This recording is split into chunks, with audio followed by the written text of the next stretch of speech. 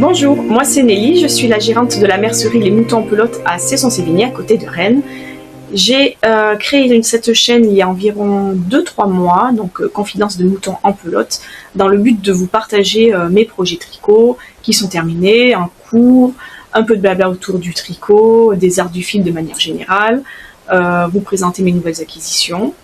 J'ai eu pas mal de gentils retours sur la dernière vidéo, donc je vous remercie chaleureusement et ça m'a donné envie de poursuivre. Bon, j'ai mis un petit peu de temps à relancer un petit peu la chaîne, c'est-à-dire que j'ai pas encore trouvé un rythme qui me permet vraiment de me poser sur des horaires à la mercerie où il n'y a personne qui passe, donc c'est forcément des horaires où la mercerie elle est fermée, donc ici entre midi et 2. Mais voilà, donc il est vraiment temps que je m'y mette, que j'arrête de procrastiner et que je vous présente tout ce que j'ai tricoté depuis. Il y a pas mal de petites choses, je pense que je n'ai pas tricoté autant que j'espérais, mais en même temps le tricot c'est du plaisir et je ne m'impose aucun rendement. Voilà, c'est vraiment me faire plaisir, je vois pas cette activité autrement, mais je peux quand même vous montrer un petit peu tout ce qui s'est fait depuis. Les projets terminés, les projets en cours et puis peut-être les dernières acquisitions que j'ai faites pour parler des projets en devenir. Voilà, donc sans plus tarder, je vous montre les projets finis. Donc il y en a 1, 2, 3 et 4 et demi on va dire. Donc je commence par ce gilet.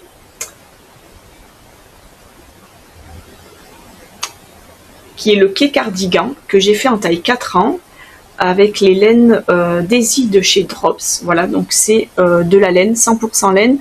Et dans le vert, je ne sais pas si vous le verrez, j'ai accompagné un petit fil d'accompagnement à paillettes. Je peux vous dire que la personne en question, quand elle l'a reçu, était vraiment très très contente.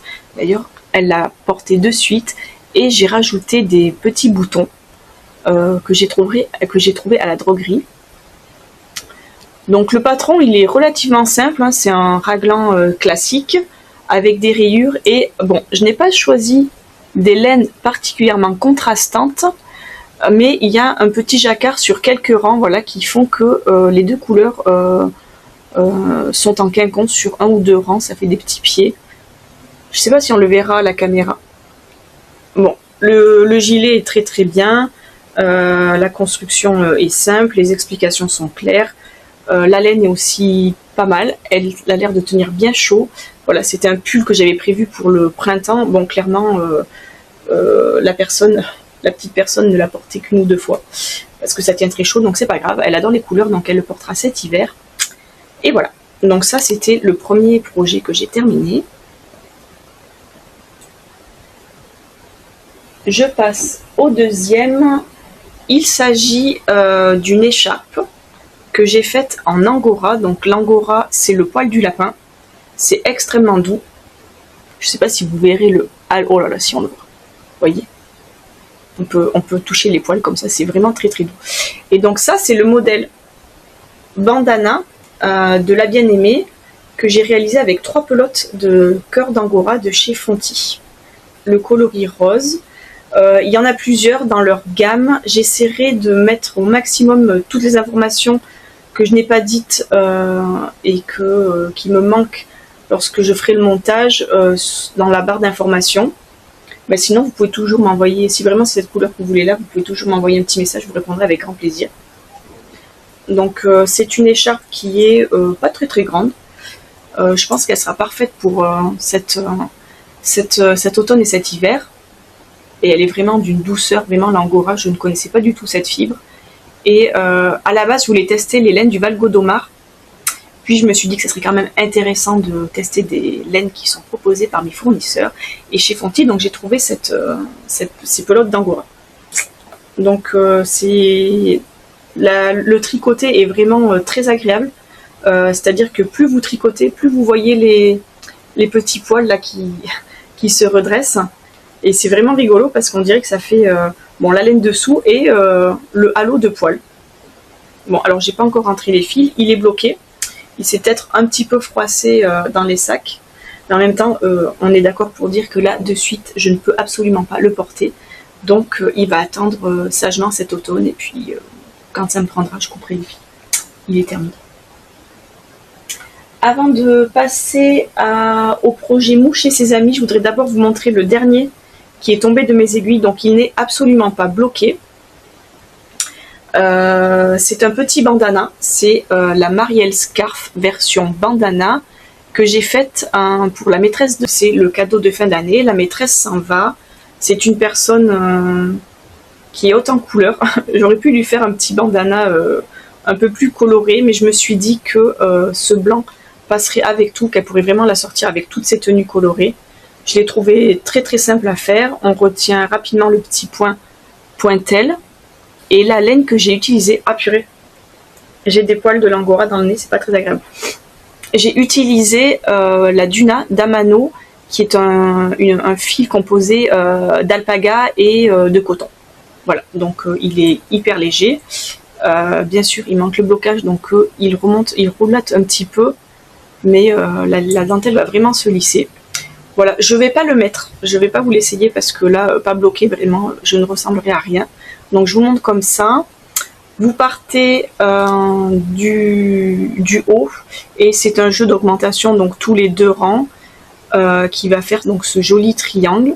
Voilà. Une fois que le triangle est fait, on rabat les mailles de manière tout à fait classique. Et ensuite, on relève 3 mailles pour faire les petits I-cords. Donc ça, c'est très simple, les I-cords, c'est juste 3 mailles glissées qu'on tricote à l'endroit jusqu'à ce qu'on obtienne la dimension désirée. Donc j'espère que ça lui fera plaisir. Et là, j'ai appris récemment que la Tsem partait elle aussi. Donc il faut que je lui réalise quelque chose là très très rapidement aussi pour qu'elle ait quelque chose de fait main, en plus d'un petit cadeau qu'on offre généralement en fin d'année aux maîtresses. Vous avez des idées de projets ultra rapides à faire, en 2 jours top chrono, blocage compris, je veux bien vos retours. Donc ça, c'était la Marielle Scarf.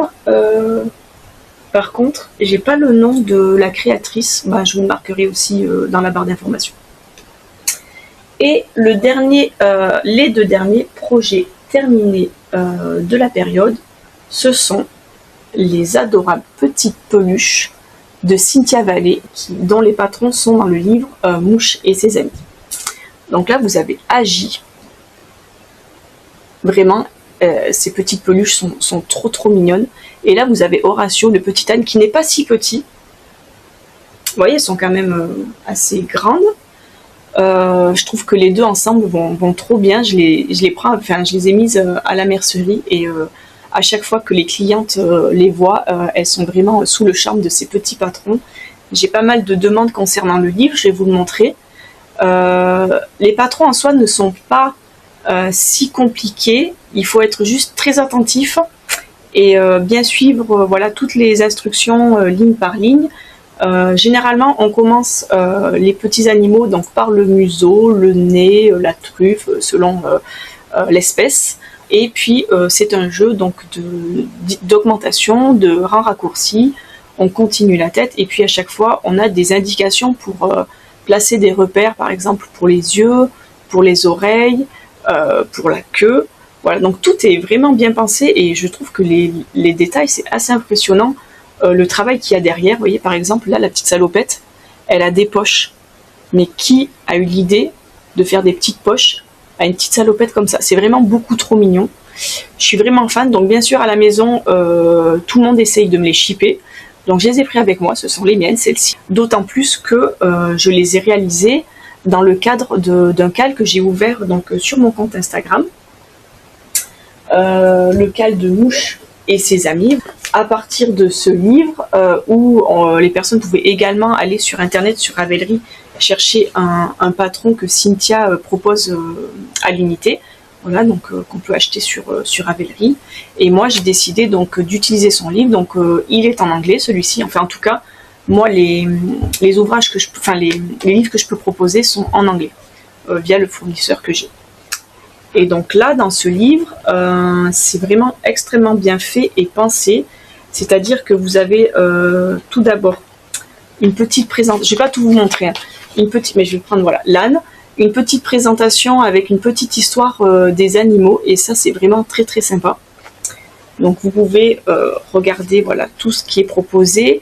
Avant que vous me posiez la question, tous les patrons des vêtements sont pour chaque animal, c'est-à-dire que vous pouvez peut-être, je pense, faire des vêtements sur des animaux qui ont la même taille, mais par exemple l'âne, sa salopette elle est hyper grande. Je voulais faire une petite salopette à J du même style.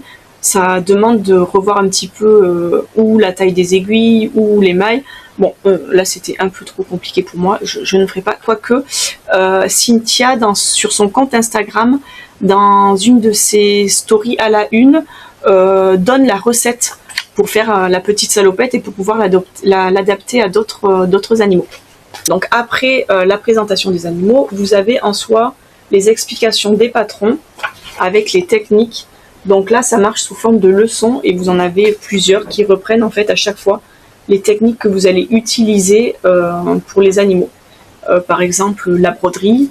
Je vous montre pas les explications. Comment on sépare les pattes du corps, comment on fait les rangs raccourcis, parce qu'il y a plusieurs types de rangs raccourcis, les petits détails, des conseils pour les habits. Enfin voilà, tout est vraiment fait pour que à la fin vous obteniez un projet ultra abouti avec plein de petits détails comme ça charmants. Donc les abréviations, et ensuite vous avez les patrons. Donc là c'est comment il s'appelle celui-ci? Non, d'abord le premier c'est mouche. Mouche avec le patron du début à la fin. Donc ça c'était dans le cadre du cal que j'ai ouvert. Il est à ce jour terminé, bien que j'ai laissé un petit peu de temps à toutes les participants pour pouvoir finir tranquillement. Le tricot c'est zéro pression, donc j'attends leurs photos. Je pense que je vais publier un petit post avec toutes les participations parce que c'était ultra sympa de se soutenir, de voir ce que les autres personnes font. Quand il y a un petit point qui bloque, on peut s'entraider, donc ça c'est vraiment super. Moi j'ai vraiment beaucoup apprécié pouvoir partager ces moments-là avec les participantes.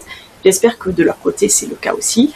En tout cas j'ai eu des retours sympas et puis j'ai pu aussi voir pas mal de petites réalisations qui sont venues à la mercerie, donc ça c'était vraiment chouette.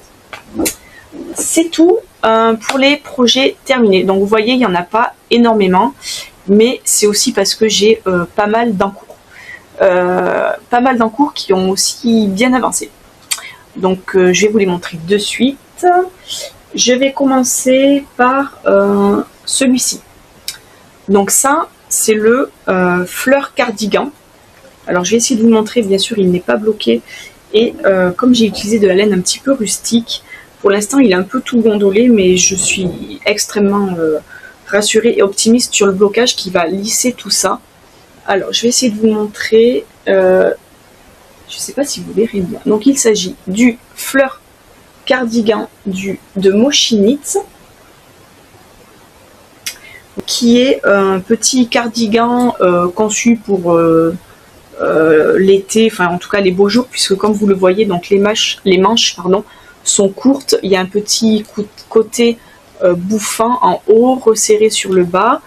Vous avez du point texturé sur tous les demi-devants. La construction, on commence par le dos, ensuite, donc ça c'est du jersey en droit, tout simple. Ensuite on relève chaque demi-devant. Ah, j'arrive vraiment pas à vous le montrer, c'est pas pratique. Chaque demi-devant qu'on fait aussi séparément jusqu'à la séparation du corps. Et là on rejoint tout, donc le corps, les demi-devants, le dos. Et puis après on relève les manches qui sont montées. Et voilà. Donc là c'est ridicule me concernant parce que il me manque juste une manche. J'ai juste la flemme. J'ai juste la flemme de monter les mailles et de faire les rangs raccourcis. C'est pas, je sais pas, c'est une étape que je procrastine, alors que vraiment il manque pas grand chose. C'est-à-dire qu'en une journée, 2 jours, c'est terminé. Donc j'ai pas encore trouvé les petits boutons. Ah oui, la patte de boutonnage, je vous l'ai pas dit, on relève en fait les mailles tout au long de l'encolure. On fait les petites boutonnières, voilà. Je pense même que je vais coudre. Je vais coudre les 2 pattes de boutonnage parce que ça c'est quelque chose qui ne se portera jamais fermé. les laines que j'ai utilisées pour ça, il s'agit de la Vovo. La Vovo de chez Retrosaria Rosa Pomar. Donc j'adore leur laine. Donc ce sont des laines non superwash. C'est épaisseur DK, c'est 100% laine. Elle ne pique pas, mais c'est vrai que le toucher est assez sec. Je pense que c'est pas le meilleur choix stratégique que j'ai fait concernant le combo patron laine, parce que moi je suis pas très sensible. J'avoue que je peux porter du mohair très facilement et ça ne me fait pas peur de porter de la laine même quand les températures remontent un petit peu. Mais quand même, je dois dire que dessous, en fait, je vais rien porter, c'est-à-dire qu'il n'y aura pas de petits débardeurs, je serai juste en sous-vêtements. Et j'ai quand même peur que ça soit pas ultra agréable à voir. Peut-être que la laine va vraiment s'adoucir. En tout cas, c'est sûr qu'elle va s'assouplir. Mais sinon, bah, tant pis, je porterai un petit débardeur, au moins pour couvrir la zone un petit peu du dos là. Et puis on verra ce que ça donne, mais je pense que je vais quand même bien le porter. J'ai hésité à un moment donné à faire des manches longues et faire carrément un gilet, mais je trouve que ça aurait vraiment perdu tout le charme du gilet. Donc ça, c'est mon premier projet en cours. Je vais vous montrer le deuxième qui a bien avancé aussi, et celui-là, j'en suis vraiment extrêmement contente. Il s'agit du...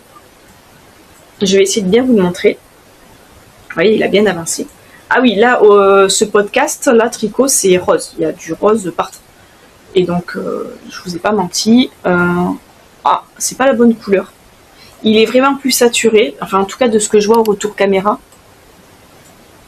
Donc, il s'agit du Laka cardigan de Folie Ordinaire que j'ai tricoté en laine ombelle de chez Fonty. Donc je peux vous l'essayer un tout petit peu pour vous montrer ce que ça donne. Ça, c'est l'avantage du tricot circulaire, c'est qu'on peut vraiment tricoter en cours de route. Donc je vous montre un petit peu ce que ça va rendre. Donc il y a un joli travail de texture, de dentelle qui n'est absolument pas compliqué. Une fois encore, il suffit d'être vigilant sur les explications. Et je trouve qu'elle se retient relativement vite. Donc là maintenant je tricote ma manche sans plus trop m'arrêter et puis sans trop regarder.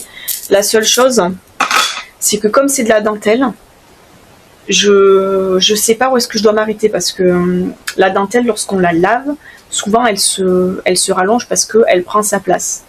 Là vous voyez, j'ai quand même, si je serre au niveau de l'aisselle, j'ai encore tout ça. Et je pense que si je tricote jusque là, en comptant les côtes, je vais avoir un résultat qui arrive là. Voilà, donc là vous voyez, moi l'ombelle je la crains absolument pas. Là je peux la porter comme ça sur un t-shirt. C'est plutôt le dos que je crains souvent, c'est pas les bras, ni sous les aisselles, ni le cou. C'est vraiment ce qui me gêne, c'est vraiment au niveau du dos. Et donc là vous voyez, donc il sera plutôt court, mais je les porte généralement mes gilets pas guère plus longs. Et donc là il me reste cette manche et celle-ci bien évidemment. Et la patte de boutonnage est finie.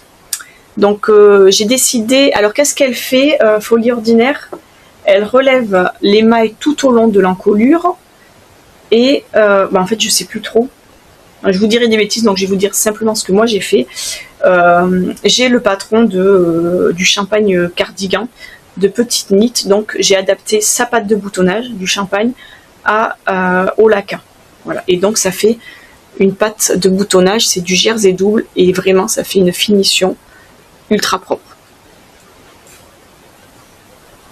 Donc là vraiment, celui-là j'ai vraiment hâte, purée j'ai chaud, j'ai vraiment hâte de le terminer et de pouvoir le porter.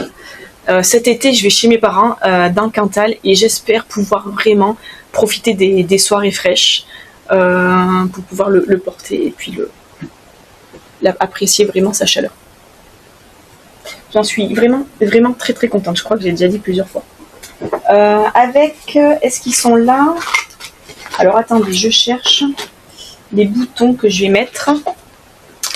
Donc je vais mettre les boutons de Sarah Heurt que j'avais à la mercerie. Ce sont des petits boutons en cellulose d'acétate et ils sont trop mignons. On est d'accord, c'est le match parfait. C'est-à-dire qu'en fait, d'habitude, je pense que nombreuses d'entre vous le font, on choisit le projet et puis après on trouve le bouton parfait. Moi j'ai fait l'inverse, j'ai réfléchi à la laine parfaite pour ce bouton. Donc ça sera vraiment très très sympa.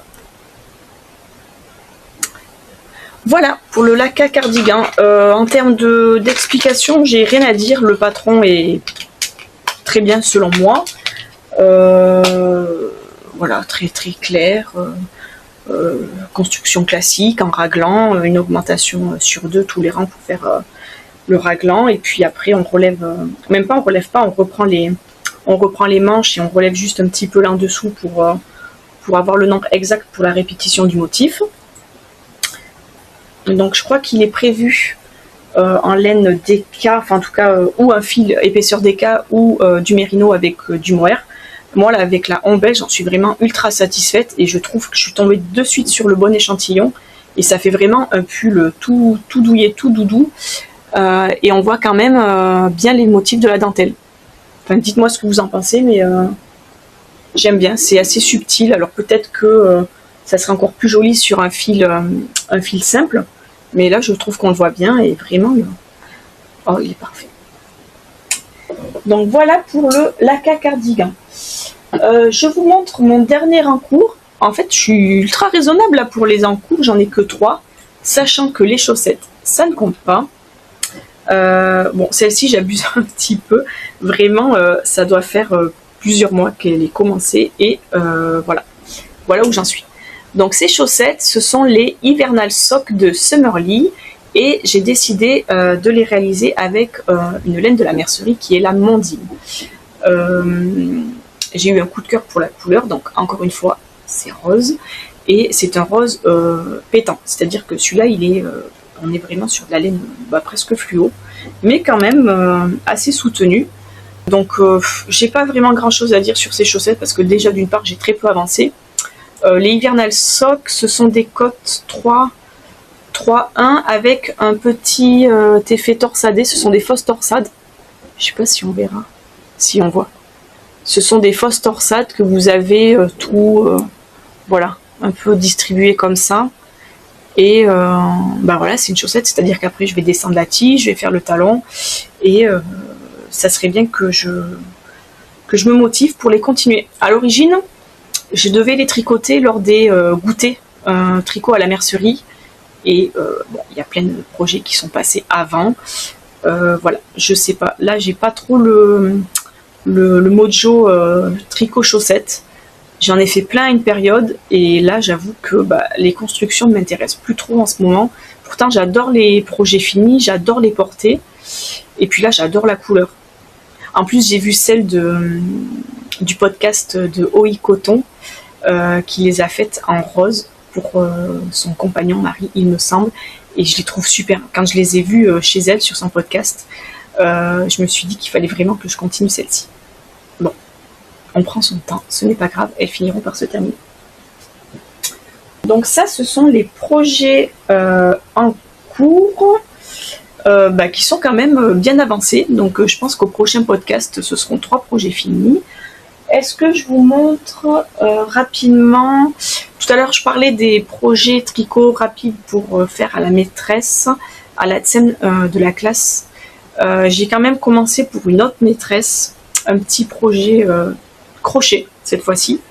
Je pense que je vais vous inclure une petite image quand même pour que vous vous rendiez compte de à quoi ça va ressembler, parce que là je vais vous montrer 2 clochettes et vous allez dire mais qu'est-ce que c'est que ça? Donc voilà, en fait ça sera une petite décoration de rétroviseur. Donc ce sont des petites fleurs qui sont accrochées 2 par 2 avec une petite feuille et on les met au rétroviseur. Voilà, donc c'est censé être du muguet, donc porter bonheur, porter chance. Donc j'ai choisi du coton classique. Par contre, est-ce que c'est du fil d'art ou du Shrepios? Je crois que c'est de la Katona. Oui, c'est ça. Donc le coton il est mercerisé, donc j'ai pris du blanc et j'ai pris du vert. Voilà, végétal. Donc ça, ce sont vraiment les petits projets en cours. Il n'y en a pas plus. J'en ai beaucoup qui attendent chez moi, des whips, mais j'ai pas trop envie de les reprendre maintenant.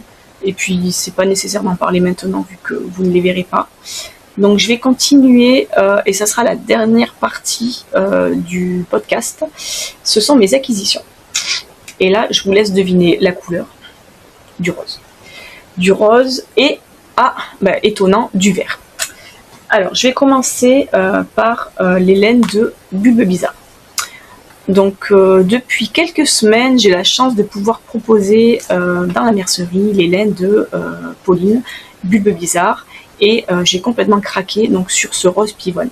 Ça faisait un moment. Alors oui, j'ai beaucoup de roses à la boutique, je tricote beaucoup de roses, mais je cherchais le rose parfait, un rose froid, dans un combo Mérino-Mohair, et je vous avoue que je suis tombée en amour pour ce coloris qui est le coloris pivoine.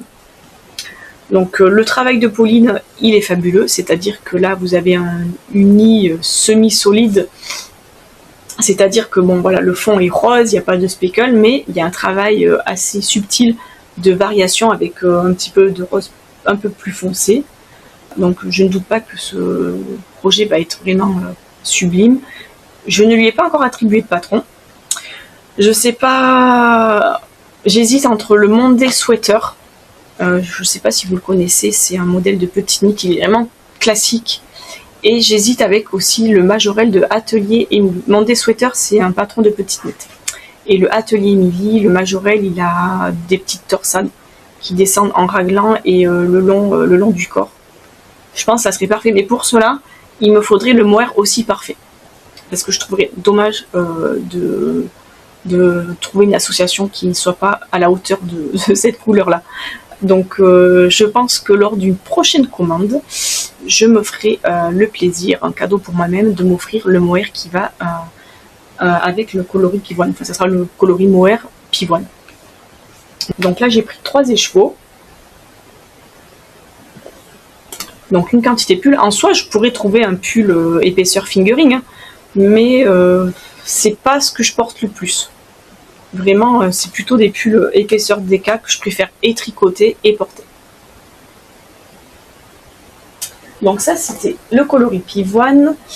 Ensuite, je vous montre une petite acquisition que j'ai eue grâce à ma tricopine Rosine, qui est allée au Bicou de laine. C'était au mois de mai ou au mois de juin? J'ai un gros... je sais plus. Bon, c'était là au cours des dernières semaines. Il y a eu les Bicou de laine à Sarceaux, en Bretagne. Et je n'ai pas eu la chance de pouvoir m'y rendre cette année. J'y étais allée l'année dernière, j'y retournerai l'année prochaine. Mais là, c'était un petit peu compliqué au niveau organisation. Du coup, Rosine m'a généreusement proposé de me ramener quelque chose, voilà, si j'ai envie. Et moi, ça fait un petit moment que je louchais sur le coloris matcha. Ah, tiens, on change du rose, c'est du vert. Le coloris matcha de Loli l'a fait. Donc, j'ai demandé à Rosine de me ramener 2 pelotes de Mérino et 2 pelotes de Mohair. Donc, le coloris est vraiment... c'est du matcha. C'est vraiment couleur thé vert. Thé vert matcha. Pour avoir déjà tricoté cette qualité-là, je sais que je vais apprécier. Je sais que les laines sont de qualité. Mon seul regret, c'est de n'avoir pris que 2 pelotes de chaque. Parce que maintenant que je le vois, je verrais bien tricoter un pull. Donc soit je suis raisonnable et je lui laisse, je fais un bonnet avec, pas le spritz. Je trouve un autre bonnet aussi texturé, mais j'ai des idées, hein. Mais je verrai ça cet hiver parce que pour l'instant j'ai pas du tout envie de tricoter de bonnet. Soit je trouve un modèle de nouveau de patron pour faire un gilet et je commande, donc là ça serait moins raisonnable, je commande le reste de quantité pour pouvoir faire un gilet.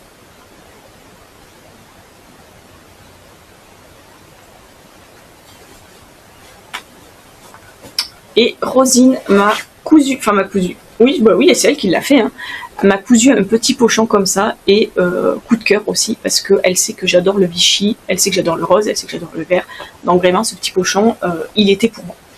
Donc merci Rosine, si tu passes par là, je te fais de gros bisous. Avant-dernière acquisition, il s'agit, attention les yeux.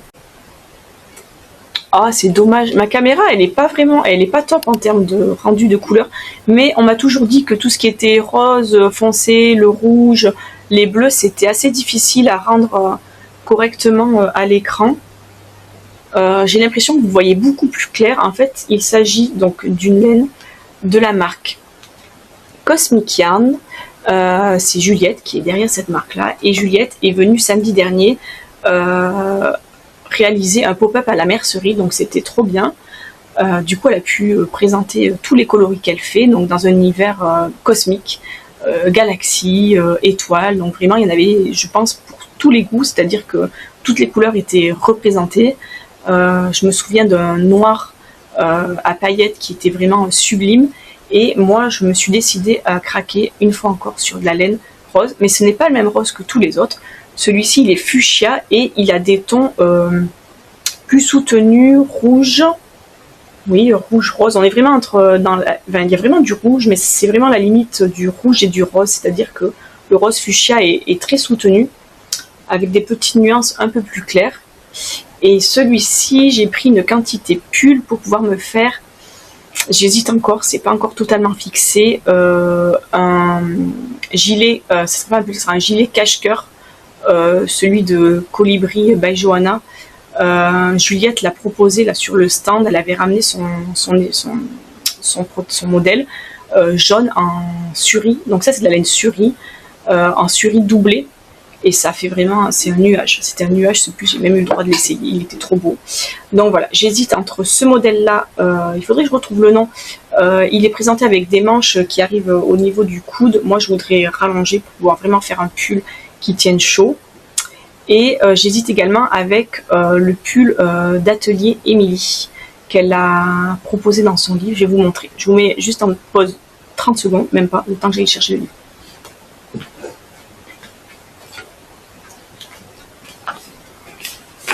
Voilà, donc il s'agit de ce livre-là qui est un été à tricoter et je vous montre directement la 4e couverture.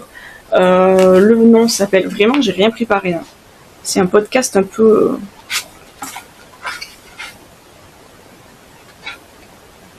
fait à l'arrache. Il est où? Et c'est le pull Rainbow Café. Voilà. Et donc je vois bien ma laine sur ce modèle-là.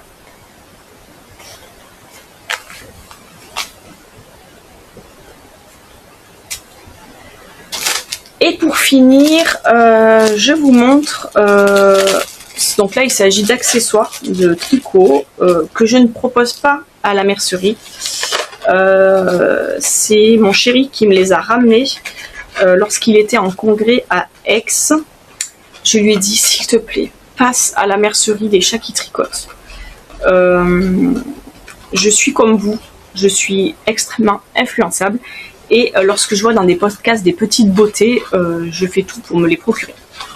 Donc cette petite beauté, il s'agit d'anneaux marqueurs de la marque La Lavanderie. Voilà. Qui sont en plaqué argent. Mais là, oh là là, mais vraiment Nelly, ça va pas du tout. Je crois que je vous dirai encore des bêtises, donc ne tenez pas compte de ce que j'ai, à moins que ça soit marqué. Non. Bon, je peux pas vous dire la matière, mais en tout cas, ce que je peux vous dire, c'est que la personne qui les crée, la lavanderie, les marqueurs sont ultra quali. Là, on le voit, c'est brillant, les petites perles, vraiment, je pense qu'ils ne vont pas bouger. Et c'est Fil de Nuage qui en a parlé. Je vous retrouve là, je suis allée chercher mon téléphone, je voulais chercher la composition des marqueurs. Donc là je suis sur le compte Instagram de La Lavanderie, donc son univers il est vraiment beau. C'est une personne qui habite en Provence, que j'ai contactée d'ailleurs pour voir avec elle si j'avais possibilité de pouvoir lui commander des anneaux marqueurs pour la mercerie et de vous les proposer. Donc elle m'a répondu, vraiment c'est une personne qui est adorable. Et je ne trouve pas la composition, donc je vais pas perdre plus de temps à chercher. En tout cas, son univers est vraiment sympa. Donc moi, j'ai pris le pack raglan, où vous avez donc un marqueur de départ, un progress marqueur et 1, 2, 3, 4, 5, 6, 7, 8. 8 anneaux marqueurs avec des petites gouttelettes en cristal pour pouvoir mettre les repères sur les raglans. Donc le modèle c'est Café Croissant. Je crois que monsieur l'a payé 24 €. si je dis pas de bêtises.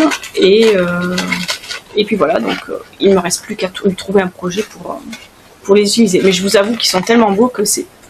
Bon, ce sont des bijoux de tricot, hein, je vais les utiliser, mais j'ai du mal à les sortir là du petit papier. Il est tout froissé parce qu'il se trimballe dans mon sac depuis quelques semaines même. Peut-être que je vais finir juste en vous parlant du prochain projet. Celui-là, c'est sûr. En fait, j'attends d'avoir fini les 2 manches de mes projets en cours, là, que vous avez vu. Et ensuite, je vais faire du caston. Je vais monter un top, le Marielle Top, dont j'ai une fois encore oublié le nom de la créatrice. Mais vous voyez tout à fait quel modèle c'est parce qu'elle a fait un pull avec du pointel. Il y a une version pull, il y a la version gilet et il y a la version bandana écharpe que je vous ai montré.